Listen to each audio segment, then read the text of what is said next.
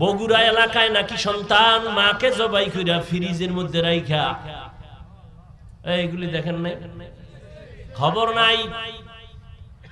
অথচ ছেলেটা এত সুন্দর চেহারাওয়ালা সন্তান, প্রথমে স্বীকার করে নাই, পুলিশ ধইরা র‍্যাব ধইরা সিসি ক্যামেরা দেখে এরপরে স্বীকার করছে, হ্যাঁ আমি আম্মারে মারছি।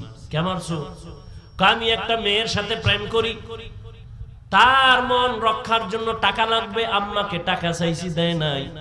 আম্মা জান তরকারি করতেছিল, পেছন থেকে আইসা আমি দইরা মাইরাই ফালাইছি, মাইরা ফ্রিজের মধ্যে ডিপ ফ্রিজে রাখছি। আবার হাতে কুড়াল নিয়া স্টিলের আলমারি ইচ্ছা রকম ভাঙছি, বুঝাইছি ডাকাত আসছে ঘরে, মালমারিও ভাঙছে, আম্মারেও মারছে।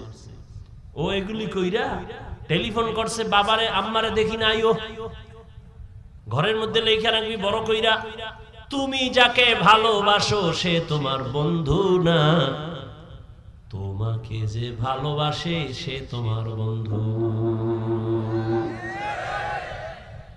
তুই তো বয়া রইছো মাইয়া কোরআন লইয়া কসম খাইছে, মাইয়া কোরআন লইয়া শপথ করছে আমার জীবন।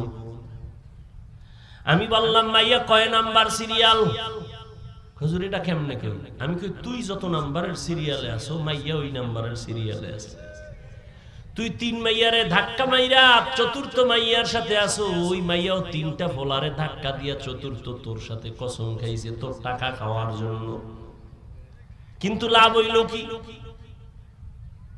একটু যদি চিন্তা করতি একজনের মাইরা আমি আর একজনের সাথে থাকবো, কই জীবনটা তো ধ্বংস। মেয়েও জেলখানায় যাবে, তুইও জেলখানায় যাবি, পস্তে পস্তে মরবি, না দুনিয়া পাইলি না আখিরাত পাইলি। জীবনের অমূল্য সম্পদের নাম চরিত্র, আখলাক। মোবাইল দিয়া জীবনটারে নষ্ট করছো। আল্লাহ ধইরা নিয়ে আইছে কোরআনের বাগানে, এরপর মোবাইলের মায়া ছাড়তে পারো না। ওর এখানে বৈশা যদি একটু চিন্তা করতি কলিজার যুবক বাবা, আল্লাহ তুমি এখানে বসাইছো, একটুনি চোখের পানি নিয়ে গুনাহমুক্ত হইয়া আমি বাসায় যাইতে পারি, চিন্তা যদি করতি পকেট থেকে আর মোবাইলটা উঠাইতি না। ওই মোবাইল নিয়ে টালবাহানা করতে করতে দেখবি মোনাজাত হয়ে গেছে, আসছো খালি যাবি খালি বয়ানের, কিছুই বুঝলি না রে বাবা। এটা কোন থানা? পেকুয়া থানার পুলিশ আইসা একটা আসামি ধইরা নিয়ে থানায় এমন ভাবে বেতের বাড়ি মারলো, কিন্তু চিৎকার দেয় চোখে বানি নাই।